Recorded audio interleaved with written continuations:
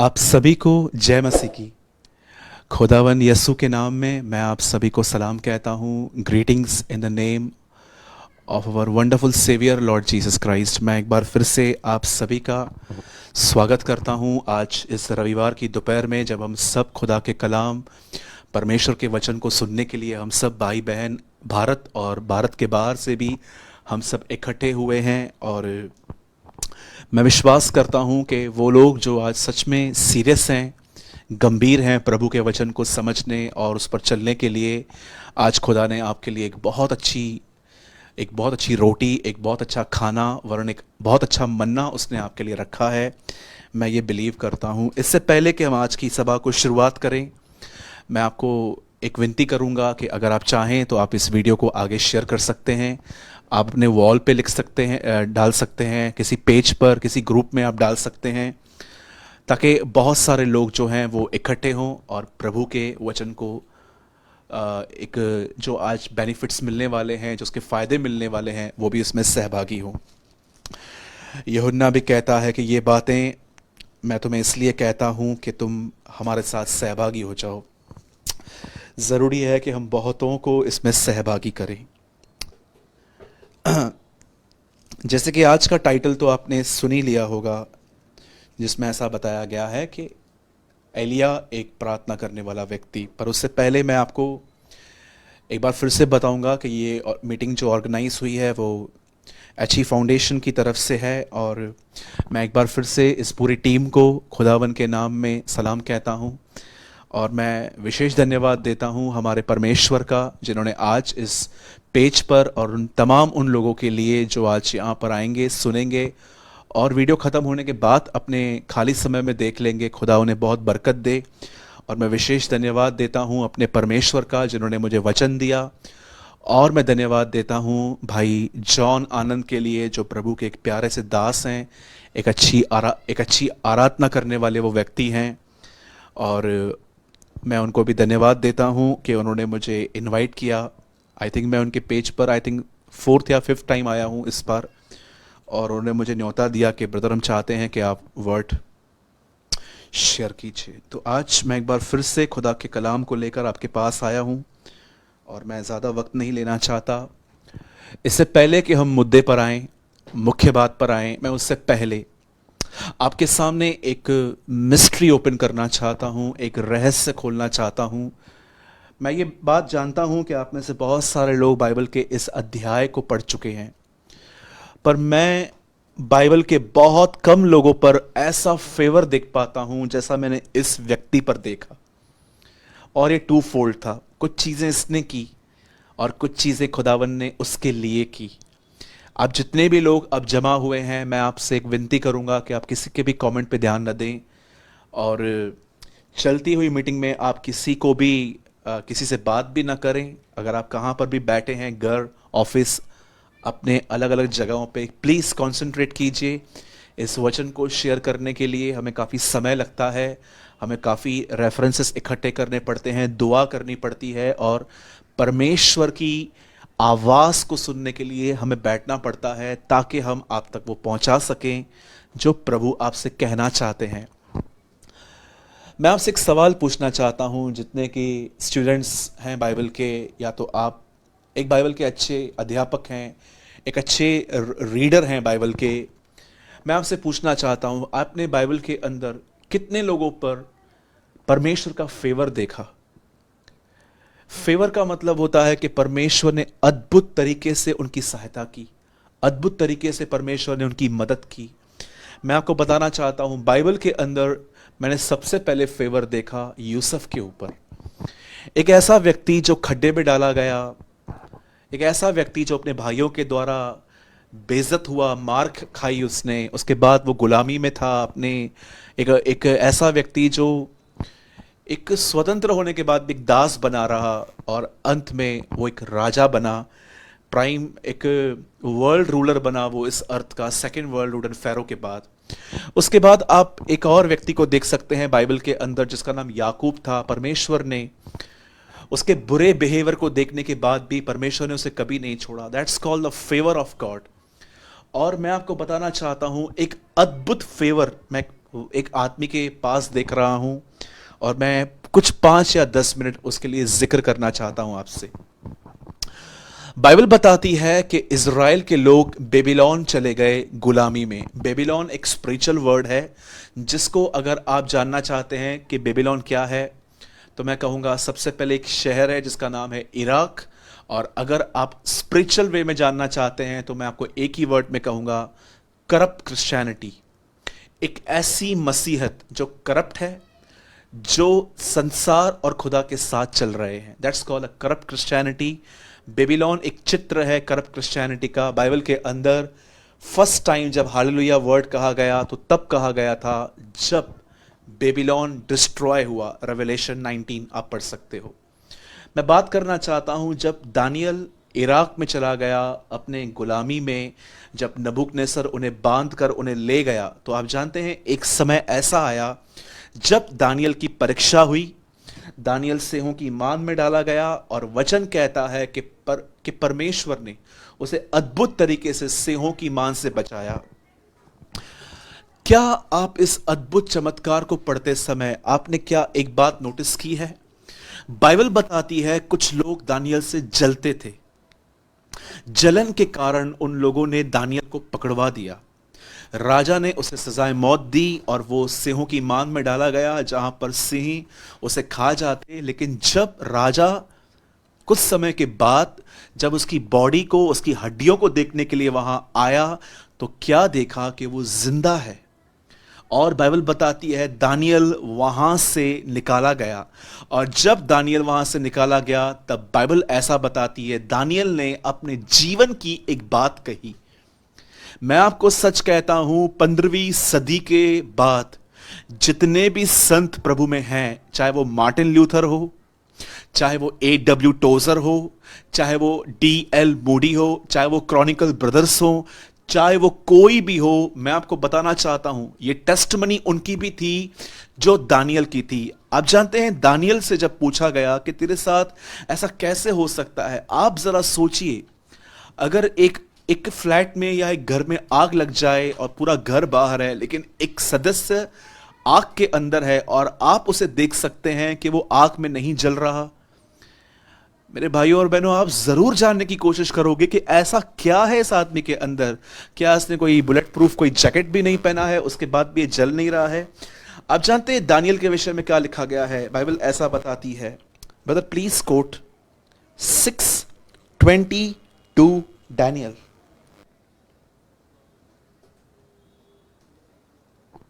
6:22 Daniel.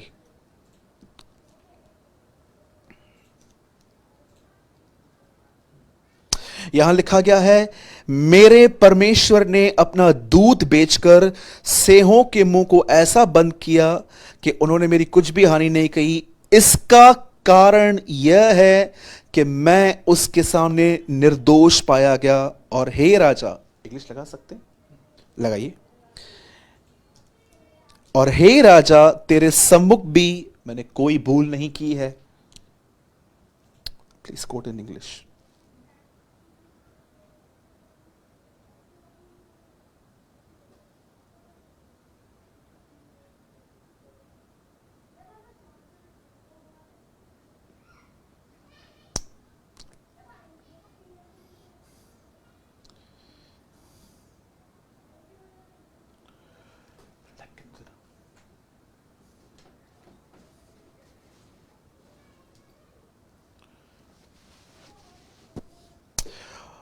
My God sent his angel to save me. The angel closed the lion's mouth.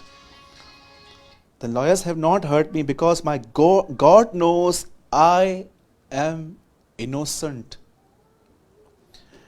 मेरे भाइयों, मेरी बहनों, आप में से जितने भी लोग मुझे देख रहे हैं, आपको ये बात आज समझनी है कि दानियल की ये गवाही थी कि वो निर्दोष था। एक ट्रांसलेशन में लिखा गया है कि मेरा विवेक शुद्ध था। मैं आपसे पूछना चाहता हूं, आप में से जितने भी लोग हैं, आपकी गवाहियां बहुत अच्छी अच्छी हैं। कोई ड्रिंकिंग से बाहर आया, कोई स्मोकिंग से बाहर आया, कोई व्यभिचार से बाहर आया, किसका डिवोर्स होते होते बच गया, किसकी हेल्थ बहुत ही अद्भुत तरीके से चंगी हो गई, और आपने बहुत हद तक गवाहियां दी भी होंगी। मैं आपसे पूछना चाहता हूं, अब कितने लोग हैं जो गवाही से एक स्तर ऊपर आए हैं और अब वो ये कहते हैं कि अब मेरा लक्ष्य सिर्फ और सिर्फ गवाही के साथ चलना नहीं है। देखिए, कई बार हम अनबिलीवर्स से मिलते हैं तो हम लोगों से ये बात बताते हैं कि जब मैं प्रभु में आया, और इसमें कोई गलत नहीं है, प्रभु के कामों को बताना है, मैं भी बताऊंगा, लेकिन आइए आज एक स्टेज ऊपर उठें। हम कई लोग विश्वासी जब हम एक दूसरे के साथ मिलते हैं और हम नए नए लोगों के जो मसीह में आए हैं, जब हम उनसे मिलते हैं तब हम उनसे बात करते हैं कि आपको पता है जब मैं प्रभु में नहीं था तो मैं बहुत बीमार था, मैं ड्रिंक करता था, मैं स्मोक करता था, मैं गलत रिलेशनशिप में था, और जैसे मैं प्रभु में गया प्रभु ने मुझे आज़ाद किया। Very nice, I appreciate you, मैं इसके लिए आपकी सराहना करता हूं। पर कितने लोग हैं जो अब एक स्थिर ऊपर आए हैं, ग्लोरी टू ग्लोरी। बाइबल बताती है तुम अंश दर अंश बदलते जाते हो। आप में से कितने लोग हैं जिनकी अब यह गवाही है कि मैंने अपना विवेक, मैंने अपने आप को इनोसेंट रखा है। इसका मतलब क्या है? मेरे अंदर किसी के लिए कोई शिकायत नहीं है, मेरे अंदर किसी के लिए कोई नफरत नहीं है, मेरा फेस किसी को भी देखकर अकड़ नहीं जाता। आप देखिए, परमेश्वर ने आपको ऐसा बनाया है कि अगर आप जिससे नफरत करते हो ना, आप उनकी आंखों में आंखें डाल के बात भी नहीं कर सकते। हम कई बार सिर्फ और सिर्फ बाइबल के अंदर परमेश्वर का काम पढ़ते हैं, पर हम ये नहीं पढ़ते हैं कि इस काम के पीछे एक बलिदान भी था। आज के बहुत सारे प्रचारकों ने परमेश्वर के वचन को इतना गलत तरीके से बांटा है कि सब कुछ अनुग्रह से होता है, आपको कुछ भी नहीं करना है, हमारा उद्धार जो है वो कामों से नहीं है, सिर्फ विश्वास से है। मैं बिल्कुल मानता हूं कि हमारा जो उद्धार है वो यीशु मसीह के 100% यीशु के क्रूस की मृत्यु की वजह से है। लेकिन बाइबल ये भी बताती है कि एक व्यक्ति अपने कामों के द्वारा ही परमेश्वर को प्रकट करता है। मेरे भाइयों और बहनों, गॉस्पल को गलत तरीके से प्रीच मत कीजिए। आप में से जितने भी लोग सिर्फ ये प्रचार करते हैं कि विश्वास करो, विश्वास करो, विश्वास करो, विश्वास करो, बाइबल ये भी बताती है कि विश्वास कर्मों सहित, अगर कर्मों के साथ नहीं है तो वो एक डेड फेथ है। The Bible says it's a faith of demons. ये एक दुष्ट आत्माओं का विश्वास है, जिस विश्वास में कर्म नहीं है। कर्म क्या है? आज्ञा पालन। मैं यूट्यूब पे मुझे एक लिंक भेजी गई मेरे एक मित्र के द्वारा। जब मैं उस लिंक में गया तो मैंने एक प्रचारक को देखा जो अब्रॉड से था, और वो प्रचारक एक ही बात बता रहा था कि तुम्हारा जो विश्वास है वो सिर्फ और सिर्फ जो है वो जो तुम्हारा उद्धार है वो विश्वास से हुआ है, यीशु मसीह की मौत पे। और मैं उस संदेश को इतना इम्बैलेंस देख रहा था कि ये व्यक्ति सिर्फ और सिर्फ ये बता रहा है, पर ये वो ड्यूटीज नहीं बता रहा जो हमें भी करनी है। दानियल सिर्फ ये नहीं कहता है कि परमेश्वर की दया मुझ पर है, लेकिन वो ये भी कहता है कि मैं निर्दोष था। आप में से कितने लोग हैं, मैं आपसे पूछना चाहता हूं, आप एवरी डे अपने नीज पे आते हैं, आप घुटनों पर आते हैं, या आप पलंग पे बैठ के खुदावन से कहते हैं, खुदा आज सुबह जब मैं नींद से उठा हूं, मेरी पहली प्रार्थना यह है कि मुझे आज सारा दिन आपके साथ चलना है, इसलिए आप मुझे अनुग्रह देना कि मैं अपने अंदर किसी के लिए नफरत न रखूं। अगर मेरे अंदर आ भी जाए प्रभु जी, तो मुझे अनुग्रह देना कि मैं उसको ओवरकम कर पाऊं और मैं सामने वाले से बिल्कुल वैसा ही व्यवहार कर पाऊं जैसा आप चाहते हैं। कई लोगों को लगता है कि ब्रदर यीशु मसीह माफ करके गया, हम तो नहीं कर सकते। ठीक है, आप ये कहते हैं ना कि यीशु परमेश्वर का पुत्र है, वो खुदा है, वो नहीं कर पाया, वो कर पाता है, हम नहीं।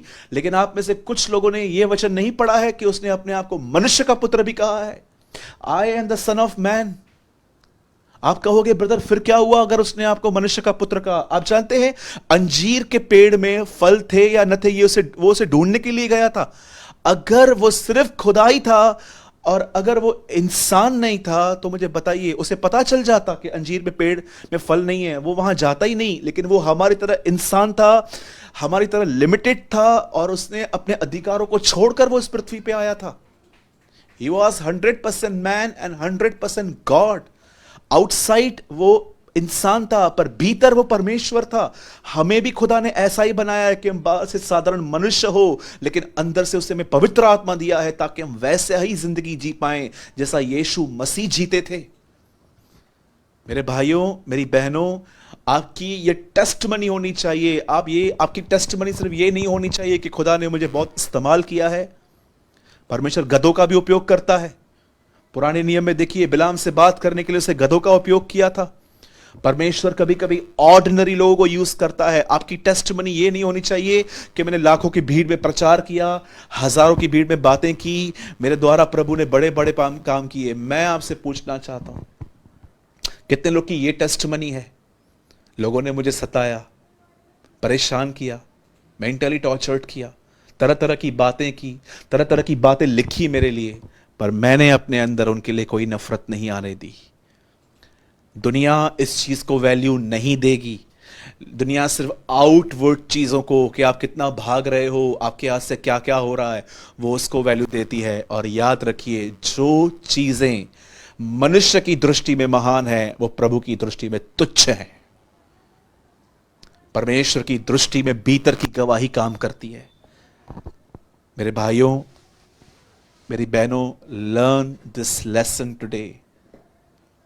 चाहे आप कितनी भी स्माइल दो लोगों को, कितना भी बेवकूफ बनाओ लोगों को, न्याय आसन के दिन एक दिन हम सबके हाल खुलेंगे। और जितनी भी एक्टिंग हमने की है, हमारे अंदर नफरत और लोगों के प्रति हमने मुंह पे स्माइल दी है, एक एक चीज खुलेगी। जरा सोचिए आप वहां पर क्या जवाब देंगे। ये मेरा माइक है। एक क्वेश्चन बोलकर मैं इस माइक को 1 मिनट आज बंद कर रहा हूं, ताकि बस 1 मिनट के अंदर आप इस सवाल पर सोच पाएं। भले ही आप लोगों को स्माइल देते हैं, या उन्हें कॉल करते हैं, या उन्हें मैसेज करते हैं, पर क्या आपका दिल उनके प्रति साफ है? और जरा सोचिए, जिस दिन आप खुदा के सामने खड़े होंगे, आप वहां क्या जवाब देंगे?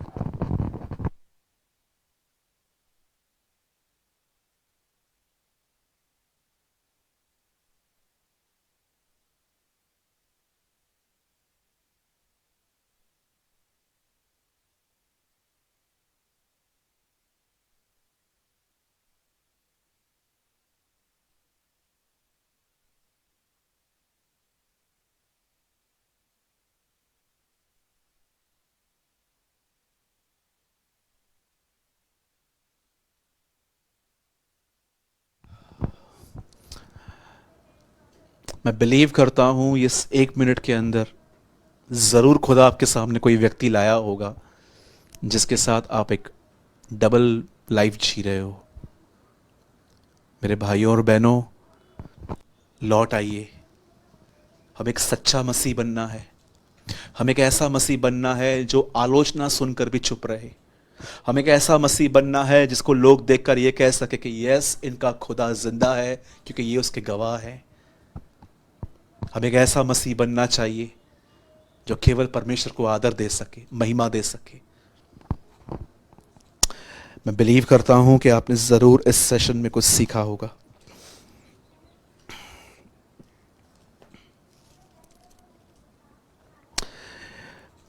इससे पहले कि हम आगे बढ़ें, मैं चाहता हूं आप सब पहले बाइबल को खोलिए। हम वर्ड ओपन कर लेंगे, उसके बाद हम दुआ करके आज के कलाम को स्टार्ट करेंगे। मैं चाहता हूं आप सब ओपन कीजिए याकूब का 5वां अध्याय, James chapter 5।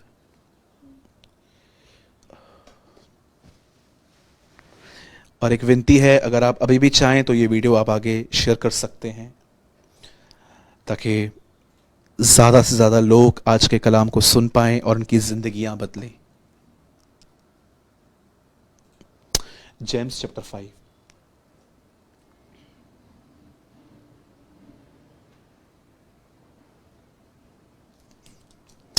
Let's pray.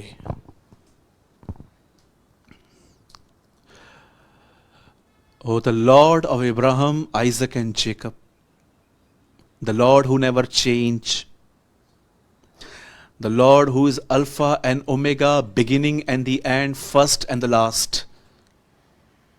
Father, we come in the name of your Son, your resurrected Son, Yeshua. हम आपके बेटे यीशु मसीह के नाम में खुदावंद आपके पास आते हैं। तेरे काम क्या ही बड़े हैं, जिसकी था नहीं लगती।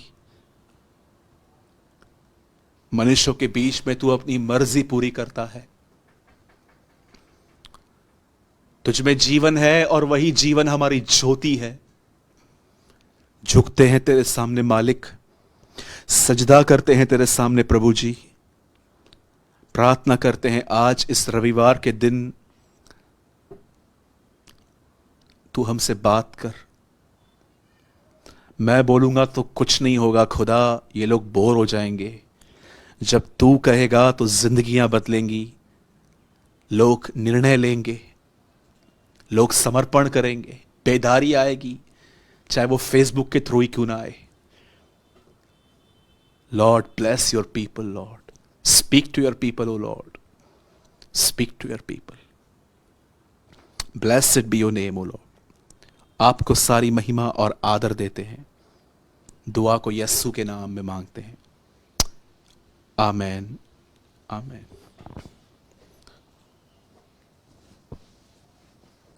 याकूब 5वां अध्याय और उसका James chapter 5:17।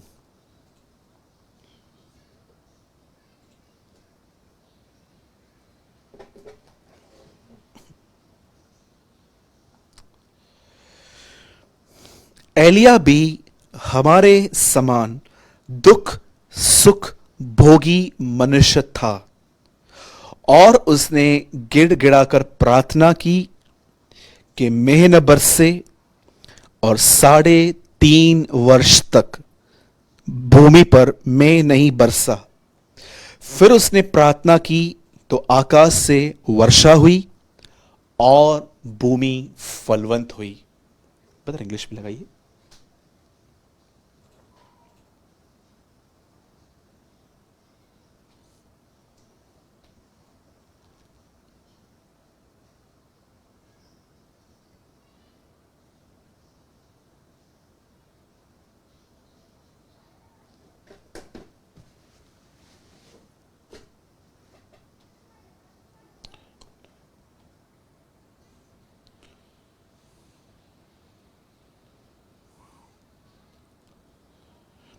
Elijah was a person just like us. He prayed that it would not rain, and it did not rain on the land of for 3.5 years.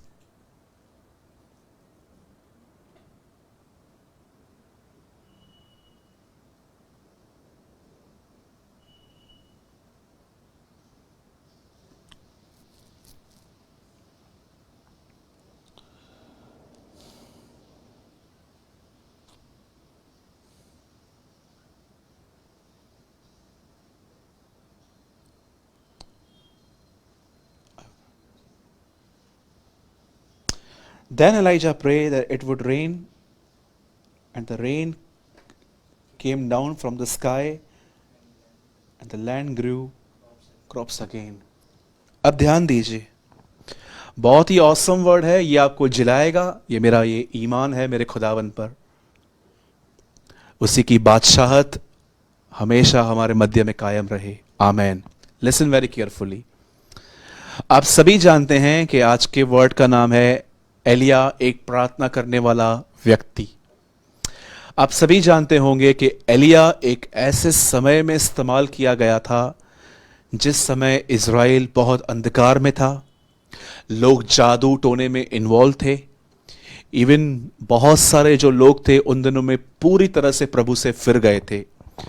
और मैं बड़ा हैरान था इस बात को पढ़कर, रियली मैं हैरान था कि एक टफ टाइम में परमेश्वर ने एक व्यक्ति को कैसे स्टैंड किया था। और मैं आज भी सेम माहौल देख रहा हूं जहां पर लोग सुसाइड कर रहे हैं, लोग एक दूसरे की जान ले रहे हैं। पूरी दुनिया में ये वायरस फैला हुआ है और तरह तरह की टिड्डियां घूम रही हैं, जैसे कि आपने बीते दिनों में सुना है। एक मुझे लगता है कि आज भी हमें एक ऐसे व्यक्ति की ज़रूरत है जो भारत में और अलग अलग देशों में एक व्यक्ति खड़ा हो और परमेश्वर के बीच में मध्यस्थता करे और परमेश्वर उस व्यक्ति की दुआओं को सुने।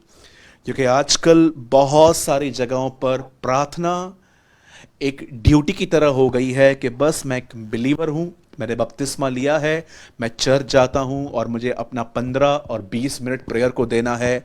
बट मैं आपको जो कहना चाहता हूं, मैं जानता हूं कि आप में से कुछ लोग शायद ये बात सुन के लेफ्ट हो जाएंगे, आने वाली मीटिंग नहीं सुन पाएंगे, पर अगर आप ईमानदार हैं तो आप ज़रूर कहेंगे कि हाँ भाई, आप मुझे कह रहे हो। आप जानते हैं 100% में से 90% लोग आज प्रार्थना का बोझ खो चुके हैं। उन्हें सिर्फ स्टेज पे आना है, उन्हें माइक चाहिए, उन्हें लोगों के सामने आना है, उन्हें दिखाना है अपना टैलेंट कि मैं एक बहुत अच्छा वर्शिपर हूं, मैं एक बहुत अच्छा प्रचारक हूं। पर मैं आपसे पूछना चाहता हूं, आप में से कितने लोग हैं इन दिनों में जो घंटों पर कमरे में बैठे हैं और खुदा से उसकी कलीसियाओं के लिए दुआ कर रहे हैं? बाइबल ऐसा बताती है कि प्रभु ने अपने पहले आगमन से दो लोगों को पहले स्टैंड किया था। एक थी हन्ना जो कई सालों से विधवा थी और प्रभु के मंदिर में बैठती थी, लूका में लिखा गया है। और एक लिखा है शिमोन जो यीशु मसीह के की प्रतीक्षा में था, जिसने यीशु को उठा के ये भी कहा था, आज मैंने तेरे उद्धार को देखा है। प्रभु के पहले आगमन के लिए भी लोग तैयार किए गए थे, वैसे ही प्रभु के दूसरे आगमन से पहले भी परमेश्वर कुछ लोग को स्टैंड करेगा प्रेयर के लिए। और मैं आपसे कहना चाहता हूं, प्रभु मेरा गवाह है, मैं प्रचार करने से अधिक मैं इस बात में इंटरेस्टेड हूं कि परमेश्वर क्या चाहते हैं। और अगर प्रभु ये चाहता है कि मैं कमरों में बैठ के उसके लोगों के लिए रोऊं, आंसू बहाऊं, दुआएं करूं, तो मैं इसे खुशी खुशी ग्रहण करूंगा। और आज भी मैं अपनी ड्यूटी निभाता हूं, मैं प्रभु के लोगों के लिए प्रार्थना करता हूं। पर मैं आपसे पूछना चाहता हूं, क्या आप ये बिलीव करते हैं कि आप में से बहुत सारे जो लोग हैं वो प्रार्थना तो करते हैं पर आपने प्रार्थना का बोझ खो दिया है? प्रार्थना करना और प्रार्थना का बोझ रखना एक अलग ही चीज है। जब आप बोझ में रहते हो तो आप एक जिम्मेदारी समझते हो कि नहीं, चाहे सब काम हो मुझे बाद में करने हैं, पर पहले मुझे खुदा के लोगों के लिए कमरे में जाना है, उनके लिए आंसू बहाने हैं। याद रखिएगा, हर वो प्रचारक जो खुदा के द्वारा उपयोग किया गया, सबसे पहले परमेश्वर ने उन्हें गुप्त स्थानों में तैयार किया। चाहे वो एलिया हो, चाहे वो यूहन्ना बपतिस्मा दाता हो, चाहे वो यीशु मसीह हो। आप देखिए 40 साल मूसा जंगल में फिरता रहा, ये तैयारी थी। यूहन्ना बपतिस्मा दाता 30 साल तक जंगलों में रहे, क्या कर रहे थे वो? यीशु मसीह 30 साल तक अपनी जिम्मेदारियों के बीच में दुआएं करने वाले व्यक्ति थे। यिर्मयाह को देखिए, वो दुआएं करने वाले व्यक्ति थे। बाइबल के अंदर नबी एलिया का बहुत जिक्र है, नए नियम के अंदर भी। आप जानते हैं यूहन्ना बपतिस्मा दाता के लिए क्या लिखा है? वो नबी एलिया की आत्मा में चलेगा। इसका मतलब वो सेम अभिषेक उसके ऊपर होगा जो एलिया के ऊपर था। और जब वो व्यक्ति प्रचार करने के लिए निकला तो लोगों ने उससे क्या पूछा? कहीं आप ही तो मसीह नहीं है? कहीं आप ही तो एलिया नहीं है? कहीं आप ही तो वो भविष्यवक्ता नहीं है जिसका जिक्र किया गया? पर उसने साफ साफ कह दिया, मैं नहीं हूं, मैं पुकार हूं।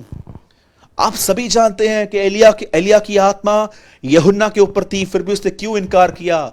यही एक सच्चा साइन होता है परमेश्वर के लोगों का। वो कभी भी अपने आप को महान ठहराने की कोशिश नहीं करते हैं।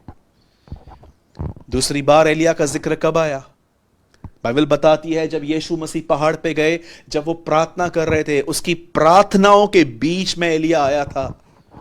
और तीसरी बार जब मैं यहां पर पढ़ रहा हूं तो आप पढ़िए आराम से 5वां अध्याय, अगर आप 13 से पढ़ेंगे तो क्या लिखा है? यदि कोई दुखी है तो प्रार्थना करे, खुश है प्रभु की स्तुति करे, यदि कोई बीमार है तो प्रार्थना करे, अगर ठीक नहीं होता है कलीसिया के प्राचीनों को बुलाओ, उसके सर पे तेल मलो। और ये पूरा होने के बाद वो उदाहरण देता है एलिया का, उसके प्रार्थना जीवन का, वो उसकी प्रेयर लाइफ का एक एग्जाम्पल देता है। देखिए यहां पर क्या लिखा गया है, वो कहता है एलिया भी हमारे ही समान दुख सुख भोगी मनुष्य था। उसने प्रार्थना की और झरोखे बंद हो गए, आकाश के सब बंद हो गया और 3.5 साल तक वर्षा नहीं हुई। लेकिन एक ऐसा भी टाइम आया जब उसने प्रार्थना की, बाइबल बताती है बारिश हुई। आज मैं आपसे एक बात कहना चाहता हूं, जितने भी लोग मुझे देख रहे हैं, क्या आप इस बात को ये पढ़ पा रहे हैं, समझ पा रहे हैं? पुराने नियम की एक व्यक्ति का प्रेयर लाइफ यहां पर जिक्र किया गया है कि वो आपकी आपकी और मेरी तरह एक व्यक्ति था। उसके बाद लिखा है उससे प्रार्थना की, सब बंद हो गया, प्रार्थना की बारिश आ गई। क्यों नया नियम एलिया के प्रार्थना जीवन की बात करता है? कभी आपने सोचा है जितने भी भाई लोग, जितनी भी बहनें इन दिनों में YouTube फेसबुक पे प्रीच कर रही हैं, मैं आपसे एक सवाल पूछना चाहता हूं, क्या जब आप प्रीच करते हो तो क्या खुदा का हाथ आपके ऊपर है? मैं आपसे पूछना चाहता हूं, जितने भी लोग मुझे देख रहे हैं, सुन रहे हैं, क्या मेरे भाई जब तू प्रचार करता है, आराधना करता है, तो क्या खुदा तुझ में से बहकर दूसरों के पास जा रहा है? अगर नहीं जा रहा तो मैं आपको बताना चाहता हूं, उसका एक ही कारण है, क्योंकि आपने अपना प्रार्थना जीवन खो दिया है। आप शायद मीटिंग से 10-15 मिनट पहले एक छोटी सी प्रार्थना करके आ रहे हैं, पर आपने अपना प्रार्थना जीवन खो दिया है। याद रखिए, मैंने एक जगह एक बार बताया था कि एक कार्टून है जिसका नाम है टॉम एंड जेरी। जेरी एक चूहा है और टॉम एक बिल्ली है। आई थिंक एक बिल्ली या बिल्ला है। और अगर आप देखो तो हमेशा वो टॉम जो है वो जेरी का पीछा करता रहता है, जेरी उसे बहुत तंग करता रहता है। आपने देखा होगा टॉम जेरी एक दूसरे के। याद रखिए, मैं एक उदाहरण के तौर पे कहता हूं, अभिषेक हमेशा प्रार्थना करने वालों का पीछा करता है।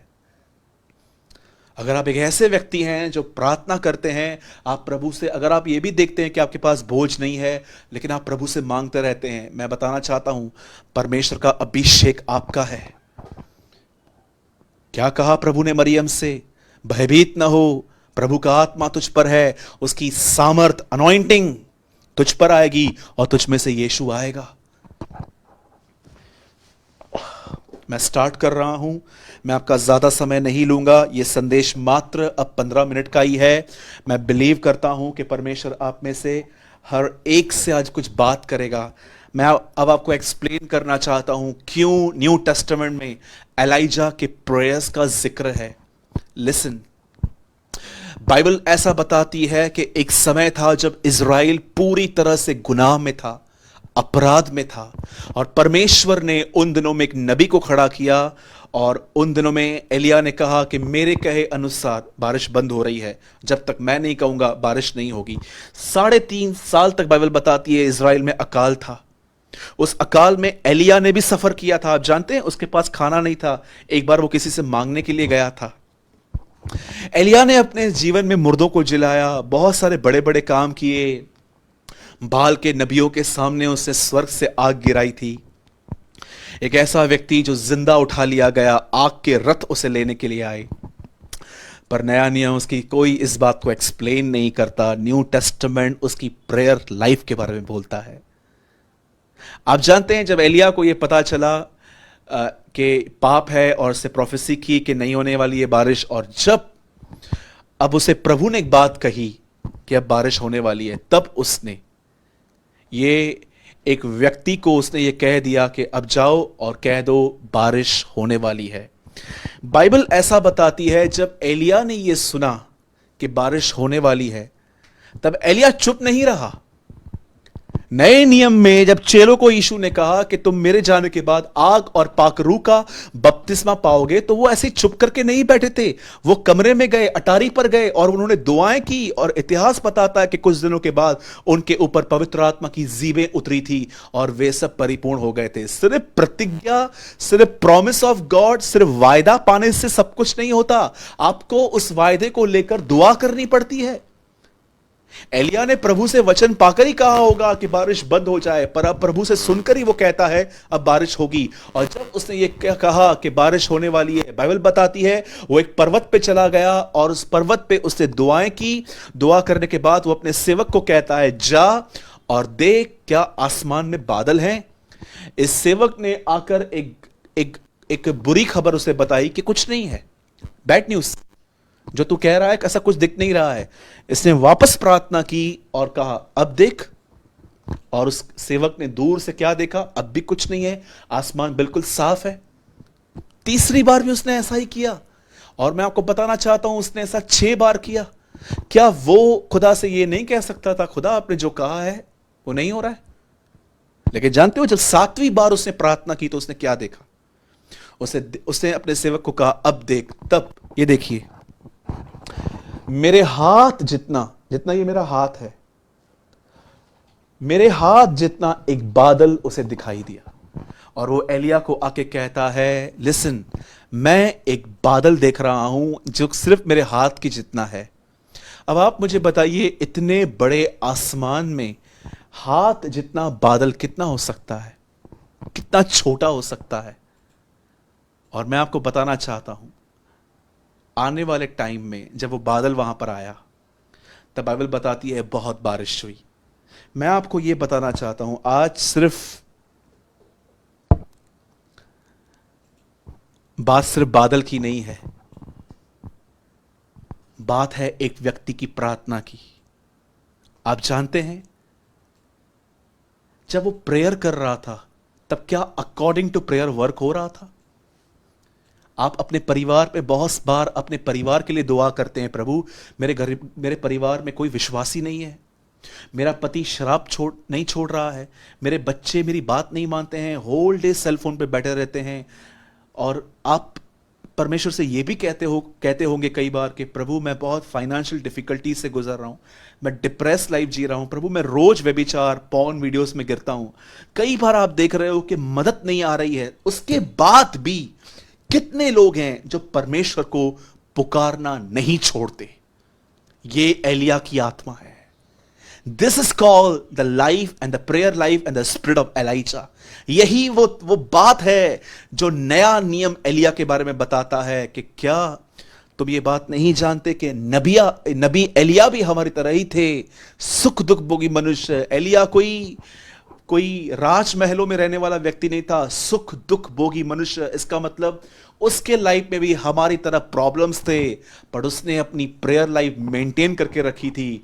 वो प्रार्थना करता था, उसे रिजल्ट नहीं दिखती थी, फिर भी वो प्रार्थना करता था। एक बार चेलों ने यीशु से कहा था, हमें प्रार्थना करना सिखा। यीशु ने 2 पैटर्न सिखाए थे उन्हें, एक प्रार्थना ऐ हमारे पिता, और एक प्रार्थना उसने क्या सिखाई कि एक न्यायाधीश है, एक जज है, उसके पास प्रतिदिन एक लेडी जाती थी, एक बहन जाती थी जो कहती थी मेरा न्याय चुकाओ, पर वो उसकी नहीं सुनता था, लेकिन वो रोज रोज जानती थी। यीशु ने हमें प्रार्थना भी यही सिखाई कि वह लोग जो दिन रात उसकी दुहाई देते हैं, तो क्या वो उनकी नहीं सुनेगा? मेरे भाइयों, मेरी बहनों, जितने भी लोग इस रविवार की दोपहर मुझे सुन रहे हैं, आपका परिवार अब तक उद्धार में नहीं आया है, आपका परिवार कठोर बना हुआ है, आपके बच्चे आपकी बात नहीं मानते, आपका डिवोर्स होने वाला है, लेकिन आप चाहते हो कि यह न हो आए, चाहे आप तरह तरह की बातों में हो, आप बंधनों में हो। मैं आपको कहना चाहता हूं, बाइबल बताती है एलिया ने कई बार उसे पुकारा और बरसात हुई। मैं आपको कहना चाहता हूं, अगर प्रार्थना के बाद भी रिजल्ट नहीं आ रही है, खुदा को पुकारना बंद मत कीजिए। वो कभी भी आपकी सिचुएशन को सेकंड्स में बदल देगा। वो आपको बरकत देगा, वो आपको चंगाई देगा, वो आपको छुटकारा देगा, वो आपकी परिस्थितियों को बदल देगा, और वो आपके अंदर बंधनों को तोड़कर वो आपको मसीह की तरह बनाएगा। लेकिन बात यह है कि जब रिजल्ट नहीं आती, तो भी क्या आप अपना हियाव अपने आप में रखते हैं? जरा सोचिए। मैं आपको एक अद्भुत वचन से मिलवाता हूं जो परमेश्वर ने आज से बहुत टाइम पहले मुझे दिया था, और शायद मुझे लगता है कि ये खुदा ये सेम वचन वो आपको भी देना चाहता है। 119 जरमाया, पुराने नियम के अंदर एक नबी का नाम है यिर्मयाह, उसकी पुस्तक, और पहला बाब उसका 19वां वचन। देखिए परमेश्वर क्या कह रहे हैं उसे। 119 जरमाया। Thank you lord for this anointing lord, thank you. वे तुझसे लड़ेंगे तो सही, परंतु तुझ पर प्रबल न होंगे, क्योंकि बचाने के लिए मैं तेरे साथ हूं, यहोवा की यह वाणी है। मुझे नहीं पता है कि प्रभु ये वचन किसे दे रहा है, लेकिन कोई तो है फेसबुक पर जो इस समय मुझे देख रहा है, और आप बहुत कुछ बर्दाश्त कर रहे हो। शांत हो। परमेश्वर आज आपसे कह रहा है, जो लोग बहुत बर्दाश्त करते हैं, वे तुझसे लड़ेंगे तो नहीं, वे तुझसे लड़ेंगे तो सही, लेकिन प्रबल न होंगे। मैं तुझे बचाता रहूंगा। मेरे भाइयों और बहनों, इसे नई वाचा की तरह लीजिए। हो सकता है कि आप अपने ज़िंदगी में बीमारी, गरीबी, बहुत सारी बातें, लोगों का गलत नेचर टॉलरेट कर रहे हो, और आप ये देख रहे हो कि सिचुएशन आपसे लड़ रही है, थॉट्स आपसे लड़ रहे हैं, आपका माइंड नेगेटिव हो रहा है, फिर भी खुदा आपको कहता है वे लड़ेंगे तो सही, प्रबल नहीं होंगे, बचाने के लिए मैं तेरे साथ हूं। खुदा अपना वचन पूरा करेगा। आप अपनी ड्यूटी पूरी कीजिए, आप अपना काम पूरा कीजिए, और वो है उसे पुकारना, न केवल शब्दों से पर अपने हृदय से उसे पुकारिए। These are the days of Elijah। यह एलिया के दिन है। मेरे भाइयों और बहनों, यीशु ने क्या कहा? एलिया आ गया है। मैं आपसे पूछना चाहता हूं, कितने लोग हैं जो एलिया के जीवन की ये बात आज ले रहे हैं कि हाँ भाई, हम अपना प्रेयर लाइफ खो चुके हैं, इसके वजह से हम अपना अभिषेक भी खो चुके हैं। आज मैं आपसे कहता हूं, रिस्टोर योर प्रेयर लाइफ। जब आप देख रहे हो कि परमेश्वर आपको कहता है कम प्रे, उस समय ये कीजिए। यही एलिया का काम है जो कलीसिया को सौंपा गया है। Let's pray.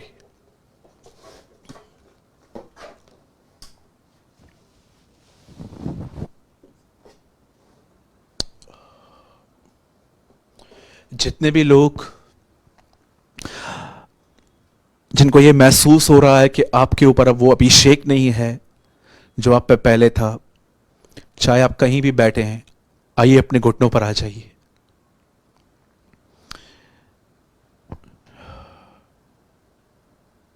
अगर आपको ये महसूस हो रहा है कि आपके अंदर, आपकी जिंदगी पर अब वो अभिषेक नहीं है, अब आपकी प्रेयर लाइफ वैसी नहीं है जैसी पहली थी, कम ऑन योर नीज। मैं यहां से आपको कुछ नहीं दे सकता, मैं सिर्फ एक इंसान हूं, लेकिन मुझे पता है जिसके नाम से और जिसके सामने आप घुटने टेकोगे वो आपको सब कुछ दे सकता है।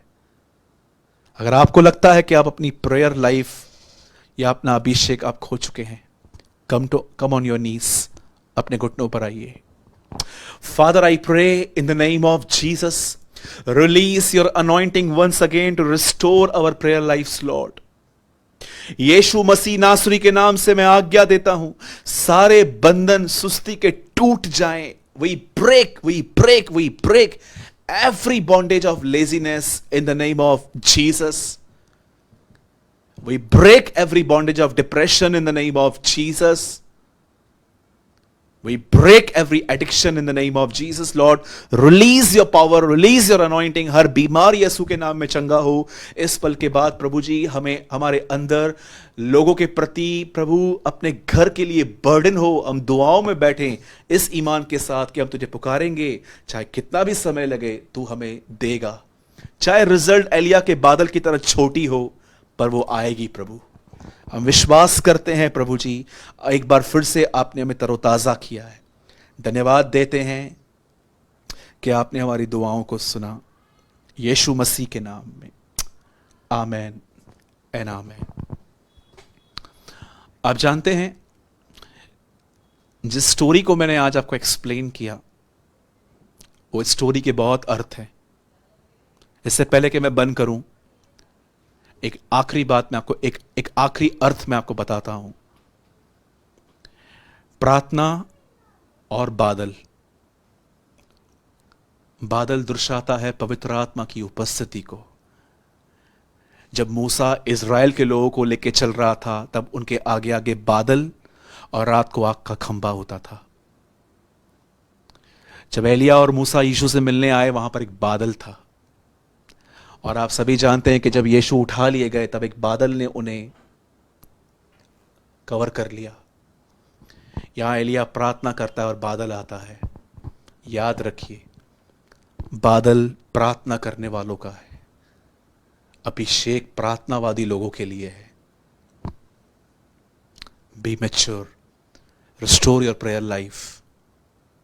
और मैं आपसे एक विनती करूंगा कि आज इस रविवार की दोपहर में, अगर आप ये वीडियो अपने वॉल पे शेयर कर रहे हैं, तो कृपया इसे हेडलाइन दीजिए। इस हेडलाइन में आप ये जरूर लिखिए कि अगर आप अपना अभिषेक खो चुके हो, तो कृपया आज के इस वचन को ज़रूर सुने। अपनी तरफ से आपको जो ठीक लगता है आप वहाँ लिख दें, लेकिन इतना ज़रूर कहें, यदि आप अपना अभिषेक खो चुके हैं तो आज इस वचन को ज़रूर सुने। मेरी प्रार्थना है कि हम में से जितने भी जवान हैं, हम सब उठ खड़े हो, एक आर्मी बने जो खुदा के लोगों के लिए दुआएं करे।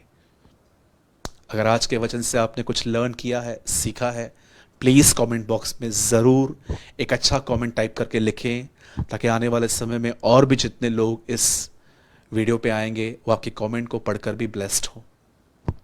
मैं एक बार फिर से धन्यवाद देता हूँ इस फाउंडेशन के लिए, और भाई जॉन आनंद, मैं आपके लिए भी प्रभु को धन्यवाद देता हूँ। आप एक बहुत अच्छे वर्शिपर हैं। प्रभु आपकी सेवा को और बढ़ाए, और मैं धन्यवाद देता हूँ कि आपने मुझे न्योता दिया। हम बहुत जल्द मंगलवार को ज़रूर मिलेंगे। और मैं आपको एक और चीज़ कहूँगा कि हमारे प्यारे भाई दिनेश सलरेजा ने भी एक बहुत अच्छा एक वीडियो डाला है उनके वॉल पे, जिसका नाम है परमेश्वर का सही चित्र। आप चाहें तो उनके वॉल पे जाके उनका ये वीडियो देख सकते हैं, जो आपके काफ़ी कन्फ्यूजन्स को क्लियर कर सकता है और एक प्रभु की राइट पिक्चर दे सकता है। और आने वाले ट्यूसडे को हम एक और बार मिलने वाले हैं, और इस बार मीटिंग शाम को होगी 7 बजे। छत्तीसगढ़ की एक कलीसिया है जिसकी पोस्ट मैं कल कर दूंगा, और उन्होंने हमें न्योता दिया था कुछ दिन पहले, और आप ज़रूर उस मीटिंग को अटेंड करना। बहुत ही अच्छी मीटिंग होगी। लेकिन जाने से पहले मैं आपको एक लास्ट बात ज़रूर कहूँगा कि एलिया के जीवन के सबक को कभी ना भूलें। प्रभु आपके साथ है और वो हमसे प्रेम करते हैं। जय मसीह की।